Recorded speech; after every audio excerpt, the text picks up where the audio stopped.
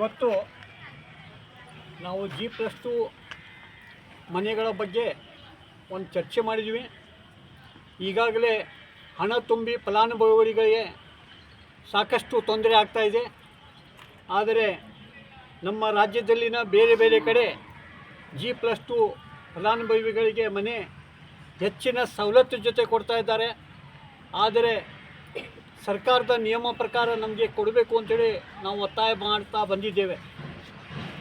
ಈ ಒಂದು G+2 ಮನೆಗಳ ಬಗ್ಗೆ ನಮ್ಮ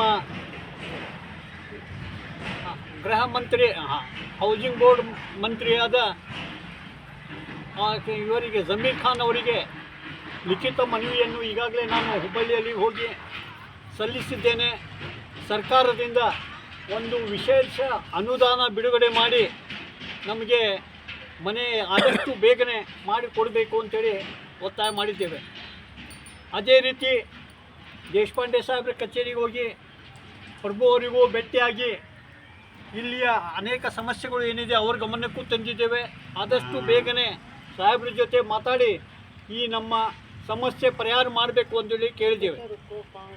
ಈಗಾಗಲೇ ಬ್ಯಾಂಕಿಂದ ಸಾಲದ ಬಗ್ಗೆ ಸಾಕಷ್ಟು ತೊಂದರೆ ಇತ್ತು. ಅದನ್ನು ಈಗಾಗಲೇ ಒಂದು ಹಂತದಲ್ಲಿ ಪರಿಹಾರ ಆಗುವ ಹಂತದಲ್ಲಿ ಇವತ್ತು ಬಂದಿದೆ. ನಾಳೆಯಿಂದ 108 ಫಲಾನುಭವಿಗಳು ತಾವು ಏನು ಮನೆಯಲ್ಲಿ ಉಳ್ಕೊಂಡಿದ್ರಿ ಕೂಡಲೇ ಹೋಗಿ ಬ್ಯಾಂಕಿಗೆ ಸಂಬಂಧಪಟ್ಟ ದಾಖಲೆ ನೀಡಿ ಸಹಿ ಮಾಡಿ ಸಾಲದ ಒಂದು ಲೋನ್ ಪ್ರೊಸೆಸ್ಸನ್ನು ಪೂರ್ತಿಗೊಳಿಸಿದರೆ ಮುಂದಿನ ಕೆಲಸಕ್ಕೆ ಒಂದು ಸಹಕಾರ ಆಗ್ತದೆ. ಅದೇ ರೀತಿ ಆ ಮುಗಿದ ನಂತರ ಉಳಿದ 84 ಮನೆಗಳ ಫಲಾನುಭವಿಗಳಿಗೆ ಸಾಲದ ವ್ಯವಸ್ಥೆ ಕೂಡಲೇ ನಗರಸಭೆಯವರು ಸಂಬಂಧಪಟ್ಟ ದಾಖಲೆ ನೀಡಿ ಅದನ್ನು ಸಹ ಪರಿಹಾರ ಮಾಡಿ ಅವರಿಗೂ ಅಲ್ಲೇ ಮನೆಯಲ್ಲಿ ಉಳಿಯುವ ರೀತಿಯಲ್ಲಿ ವ್ಯವಸ್ಥೆ ಆಗಬೇಕು. ಮುಂದಿನ ದಿನಗಳಲ್ಲಿ ಏನು ಮುಂದೆ ಕೆಲಸ ಆಗಬೇಕಾಗಿದೆ ಆ ಕೆಲಸಗಳನ್ನು ಸಹ ಇವತ್ತು ತುರ್ತಾಗಿ ಸಂಬಂಧಪಟ್ಟ ಗುತ್ತಿಗೆದಾರರಿಗೆ ಏನು ಮೊತ್ತ ಹಣ ಕೊಡಬೇಕಾಗಿದೆ ಅದನ್ನು ನೀಡಿ ಕೂಡಲೇ ಕೆಲಸ ಪ್ರಾರಂಭಿಸಬೇಕು ಅಂತೇಳಿ ನಾವು ಇವತ್ತು ಇಲ್ಲಿ ಚರ್ಚೆ ಮಾಡಿದ್ದೇವೆ.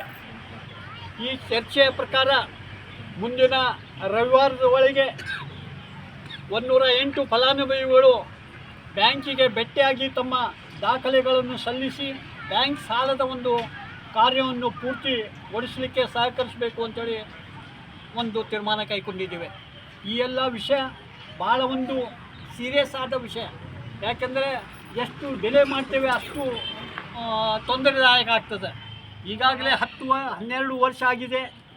ಮನೆ ಒಂದು ಸಿಗುವ ಏನೂ ಒಂದು ಅಂದಾಜಿರಲಿಲ್ಲ. ಇವತ್ತು 192 ಮನೆ ಇವತ್ತು ಉಳಿಯುವ ಸ್ಥಿತಿಯಲ್ಲಿ ಫಲಾನುಭವಿಗಳಿಗೆ ಸಂಪೂರ್ಣವಾಗಿ ಕೊಡುವ ಸ್ಥಿತಿಯಲ್ಲಿ ಸಿದ್ಧವಿದೆ.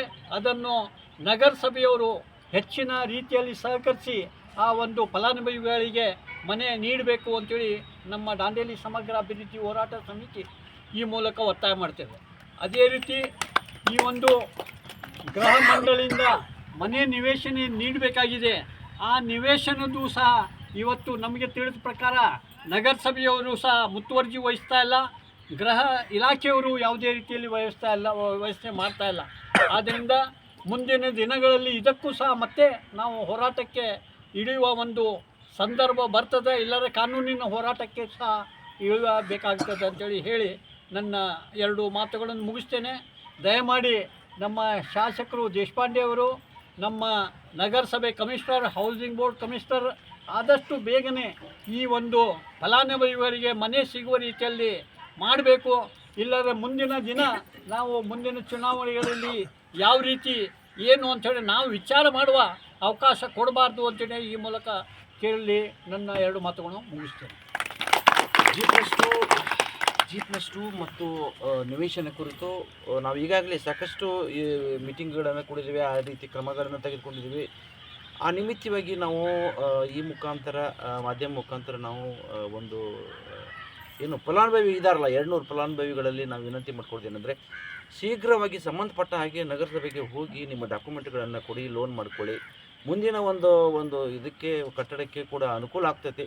ಮತ್ತು ನಗರಸಭೆಯವರಿಗೆ ಮತ್ತು ಸಂಬಂಧಪಟ್ಟ ಇಲಾಖೆಯವರಿಗೆ ಹೇಳೋದೇನೆಂದರೆ ಯಾವುದೇ ಒಂದು ಸಣ್ಣ ಕಾರಣವನ್ನು ಹೇಳ್ಕೊಂಡು ನೀವು ಕಾಮಗಾರಿಯನ್ನು ನಿಲ್ಲಿಸಿದರೆ ಅದನ್ನು ನಾವು ದಾಂಡೇಲಿ ಹೋರಾಟ ಸಮಿತಿ ಅದಕ್ಕೆ ಸಹಿಸಿಕೊಳ್ಳೋದಿಲ್ಲ ಮತ್ತು ಫಲಾನುಭವಿ ಅದನ್ನು ಸಹಿಸಿಕೊಳ್ಳೋದಿಲ್ಲ. ಈಗಾಗಲೇ ಸಾಕಷ್ಟು ಒಂದು ನಿಧಾನಗತಿಯಲ್ಲಿ ಆಮೆಗತಿಯಲ್ಲಿ ಸಾಗ್ತಾ ಇದೆ ಇದು. ಆದ್ದರಿಂದ ಇದನ್ನು ಬೇಗನೆ ಪ್ರಾರಂಭ ಮಾಡಬೇಕು. ಮಾಡದೇ ಇದ್ದಂಥ ಸಂದರ್ಭದಲ್ಲಿ ಮುಂದಿನ ದಿವಸಗಳಲ್ಲೂ ಕೂಡ ಉಗ್ರ ಹೋರಾಟ ಮಾಡುವಂಥ ಒಂದು ಸಾಧ್ಯತೆಗಳು ಇದೆ. ಅದೇ ರೀತಿಯಾಗಿ ನಿವೇಶನ ಹೌಸಿಂಗ್ ಬೋರ್ಡ್ನವ್ರಿಗೆ ಈ ಮುಖಾಂತರ ನಾವು ವಿನಂತಿ ಮಾಡ್ಕೊಳ್ಳೋದೇನೆಂದರೆ, ನಾವು ಅಲ್ಲಿಗೆ ಹೋಗಿಯೂ ವಿನಂತಿ ಮಾಡಿದ್ವಿ. ಸಾಕಷ್ಟು ಮೊನ್ನೆ ನಮ್ಮ ಅಧ್ಯಕ್ಷರು ಕೂಡ ಗೃಹ ಸಚಿವರು ಜಮೀರ್ ಅಹ್ಮದ್ ಖಾನ್ ಸರ್ಗೂ ಕೂಡ ಭೇಟಿಯಾಗಿ ನಮ್ಮ ಇರತಕ್ಕಂಥ ಸಮಸ್ಯೆಗಳ ಬಗ್ಗೆ ಹೇಳಿದ್ದಾರೆ. ಶಾಸಕರಿಗೂ ಕೂಡ ನಾವು ಹೇಳಿದ್ದೇವೆ, ಸಂಸದರಿಗೂ ಕೂಡ ಹೇಳಿದ್ದೇವೆ. ನಿವೇಶನ ಕುರಿತು ಏನೊಂದು ಕಿಂಚಿತ್ ಕೆಲಸ ಆಗ್ತಾ ಇಲ್ಲ. 2013ರಿಂದ ಅಪ್ಲಿಕೇಶನ್ ತೊಗೊಂಡಿದ್ದನ್ನು ಬಿಟ್ಟರೆ ಇಲ್ಲಿವರೆಗೆ ಮತ್ಯಾವುದು ಆಗ್ತಾಯಿಲ್ಲ. ಆಗದೆ ಹೋದಂಥ ಸಂದರ್ಭದಲ್ಲಿ ಮತ್ತಷ್ಟು ಎಲ್ಲ ಜನಗಳು ಕೂಡ್ಕೊಂಡು ನಾವು ಹೋರಾಟ ಮಾಡುವಂಥ ಸಾಧ್ಯತೆ ಇದೆ. ತಾವೆಲ್ಲ ಕೂಡ ನಮಗೆ ಕೈ ಜೋಡಿಸಿ ಈ ಮಹತ್ವವಾಗಿರ್ತಕ್ಕಂಥ ದೊಡ್ಡ 2 ಪ್ರಾಜೆಕ್ಟ್ಗಳನ್ನು ನಮ್ಮ ದಾಂಡೇಲಿಯಲ್ಲಿ ಏನು ಮಧ್ಯಮ ವರ್ಗದವರಿಗೆ ನಿವೇಶನಗಳಾದರೆ ಬಡ ಜನರಿಗೆ ಇದು G+2 ಇದೆ, ಇವುಗಳನ್ನು ಜಾರಿಗೊಳಿಸೋಣ ಅಂತ ಬಿಟ್ಟು ಹೇಳ್ತಾ ನನಗೆ ಒಂದೆರಡು ಮಾತನಾಡಲಿಕ್ಕೆ ಅವಕಾಶ ಕೊಟ್ಟಿದ್ದಾರೆ.